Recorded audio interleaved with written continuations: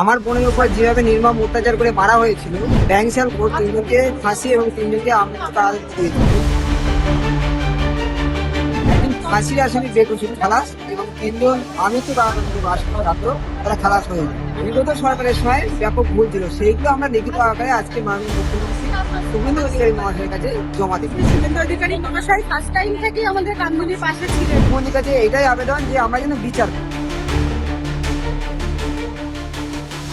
মুখ্যমন্ত্রী শুভেন্দু অধিকারীর দরবারে আজ এসে উপস্থিত হয়েছিলেন কামদুনি কাণ্ডের প্রতিবাদী যারা টুম্পা কয়াল, মৌসুমী কয়াল থেকে শুরু করে পরিবারের সদস্যরা। দীর্ঘ 12 বছরের লড়াই এবং এখনো তারা বিচারের দাবিতে বিভিন্ন দপ্তরে ঘুরেছেন দীর্ঘদিন। আজ মুখ্যমন্ত্রীর কাছে এসেছিলেন এবং সমস্ত বিষয়ে মুখ্যমন্ত্রী জানা, মুখ্যমন্ত্রী সমস্ত রকম সহযোগিতা করবেন, আগেও করেছেন এমনটা জানিয়েছেন। এবং টুম্পা কয়াল থেকে মৌসুমী কয়াল এবং কামদুনির পরিবার তারা যথেষ্ট আশ্বস্ত হয়েছেন এমনটাই কিন্তু জানেন। কি হয়েছে কথা আজকে কি বলছেন তারা আপনাদের শোনাবো। দীর্ঘ 12 বছরের লড়াই, আজ মুখ্যমন্ত্রীর সঙ্গে কথা হলো, কতটা আশ্বস্ত হলেন? দেখুন, মাননীয় মুখ্যমন্ত্রী শ্রী শুভেন্দু অধিকারী মহাশয় ফার্স্ট টাইম থেকে আমাদের কামদুনির পাশে ছিলেন এবং আগেও তিনি বলেছেন কামদুনির বিচার হবে যখন ওনারা সরকারে আসবেন, এবং যখন বিরোধী দলনেতা ছিলেন তখনও উনি সুপ্রিম কোর্টে আমাদের কেসটা দেখছেন। সেখানে উকিল ছিলেন সিদ্ধার্থ রুদ্রা এবং বাসুরি স্বরাজ মেয়ে সুষমা স্বরাজ। তো আজও উনি বলেছেন যে পুনরায় ফাইল খোলা হবে এবং কামদুনি তদন্ত হবে এবং আমরা বিচার পাবো, এই আশ্বাসই দিয়েছেন শুভেন্দু অধিকারী। 2013 সালের 7ই জুন আমার বোনের উপর যেভাবে নির্মম অত্যাচার করে মারা হয়েছিল, তাদেরকে আমরা 2013 সালের 16ই জানুয়ারি, 2016 সালে 28শে জানুয়ারি ব্যাংশাল কোর্ট তিনজনকে ফাঁসি এবং তিনজনকে আমৃত্যু কারাদণ্ড দিয়েছিল। কিন্তু 2023 সালে 6ই অক্টোবর মহামান্য হাইকোর্টে একজন ফাঁসির আসামি বেকসুর খালাস এবং তিনজন আমৃত্যু কারাদণ্ড আসামিপ্রাপ্ত তারা খালাস হয়ে যায়। কিন্তু সেক্ষেত্রে বিগত সরকারের সময় ব্যাপক ভুল ছিল, সেইগুলো আমরা লিখিত আকারে আজকে মাননীয় মুখ্যমন্ত্রী শুভেন্দু অধিকারী মহাশয়ের কাছে জমা দিই যে কোথায় কোথায় ফল ছিল।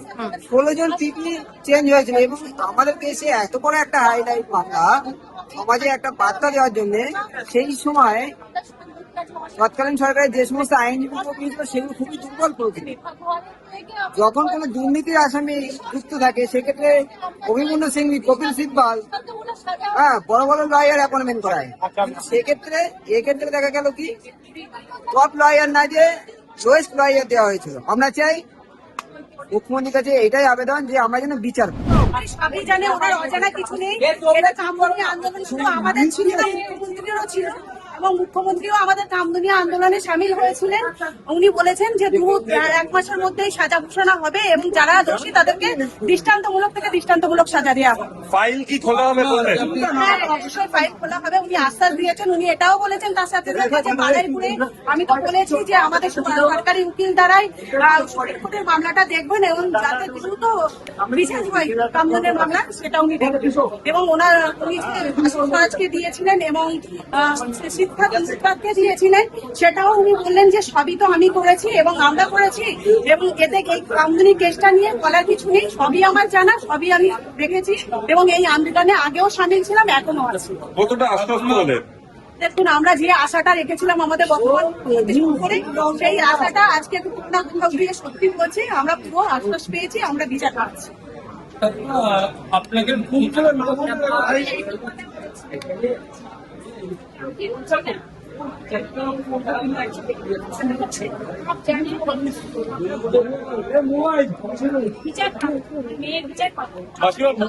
সাথে কথা বলে আশ্বস্ত হলেন? কি বলে গত 13 বছর সিআইডির যে একটা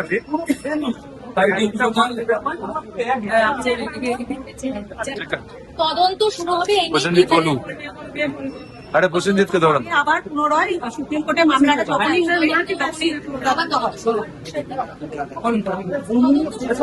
মুখ্যমন্ত্রী কি বললেন? আপনার মুখে লাগছে আপনি শুনুন।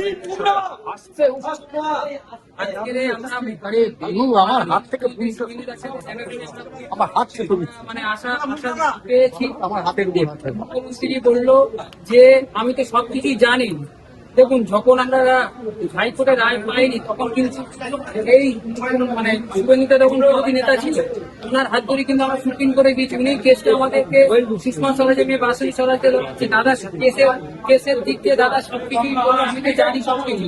তো এখন কেসটা সুপ্রিম কোর্টে রয়েছে।